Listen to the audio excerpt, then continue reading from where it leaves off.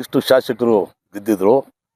ನಮ್ಮ ಎನ್ ಶ್ರೀನಿವಾಸ್ ಅವರು ಸಿಹಿ ಹಂಚ್ತಾ ಇರೋದು ಇಡೀ ಇತಿಹಾಸದಲ್ಲಿ ನಾವು ಹೇಳಕ್ಕೆ ಬಯಸ್ತೀವಿ. ಯಾರು ಮಾಡ್ತಾ ಇರೋ ಕೆಲಸ ಇವರು ಮಾಡಿದ್ದಾರೆ. ಅಭಿವೃದ್ಧಿನೂ ಅಷ್ಟೇ. ಈ ನಮ್ಮ ನೆಲಮಂಗಲ ತಾಲೂಕಲ್ಲಿ ಒಳ್ಳೆ ಅಭಿವೃದ್ಧಿ ಮಾಡ್ತಾವ್ರೆ. ಎಲ್ಲ ಹಳ್ಳಿನಲ್ಲೂ ಕೆಲಸ ನಡೀತೈತೆ. ಆಮೇಲೆ ನಮ್ಮ ಡಿ ಕೆ ಶಿವಕುಮಾರ್ ಅವರು ಬಲ್ ಕಷ್ಟ ಬಿದ್ದು ಶ್ರಮೆ ಪಟ್ಟು ಈ ಕಾಂಗ್ರೆಸ್ಸಲ್ಲಿ ಎಲ್ಲರೂ ಕಷ್ಟ ಸುಖ ಅನುಭವಿಸಿ ಪಾಪ ಅವರು ಬಲ್ ದುಃಖದಿಂದ ಪಡ್ತಾ ಇದ್ರು. ಮುಖ್ಯಮಂತ್ರಿ ಆಗಿದ್ದಾರೆ. ಅವ್ರಿಗೆ ನಾವು ಧನ್ಯವಾದ ಅರ್ಪಿಸ್ತೀವಿ. ನಮ್ಮ ಎನ್ ಶ್ರೀನಿವಾಸ್ ಅವರು ನಾವು ಏನು ಕೇಳ್ತೀವಿ ಆ ಕೆಲಸ ಮಾಡಿಕೊಡ್ತಾವ್ರೆ. ಬಟ್ ಅಲ್ಲಿ ಹೋಗಿ ಮಾಡ್ಕೊಳ್ಳೋರು ಬೇಕು.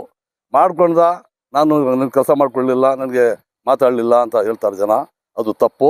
ನಾವು ಹೋಗಿ ಅವ್ರ ಮನೆ ಹತ್ರ ಏನು ಕೆಲಸ ಕೇಳೋರು ಮಾಡಿಕೊಡ್ತಾವ್ರೆ. ಅವ್ರಿಗೆ ನಾವು ನಮ್ಮ ಇಸ್ಲಾಂಪುರ ಗ್ರಾಮದಿಂದ ಅಭಿನಂದನೆಗಳು. ನನಗೆ ಬಲ್ ಖುಷಿ ಆಗಿದೆ. ಹಬ್ಬದ ವಾತಾವರಣ ಕಾಣ್ತದೆ ನಮಗೆ.